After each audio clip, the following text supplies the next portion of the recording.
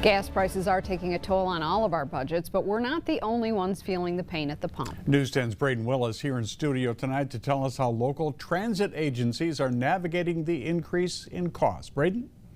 Ann and David, I spoke with two Mid-Michigan transit agencies today, one in Shiawassee County and one in Jackson. Both of them say rising fuel costs are putting their operations under strain.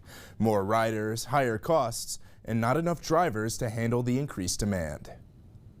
It's a double-edged sword, right, with gas prices increasing, which in turn makes operations costs increase, but in turn also makes more public rely on transportation. It's a problem playing out across mid-Michigan. Motorists looking for relief at the pump are turning to public transportation to get around. But Hunter Causey from the Jackson Area Transportation Authority says they're having a hard time accommodating the higher demand. Operation numbers are not increasing. The funds that we have for those are not increasing along with the continued increase in fuel costs. Mary Rice, executive director of the Shiawassee Area Transportation Agency, agrees. She also says they're having a problem finding drivers to meet the demand. Our operating budget is directly impacted by rising fuel costs. And at this point, we struggle to add drivers and buses. It will cause a bottleneck, and it's just a very big strain on the agency having to deal with and struggle with these gas prices.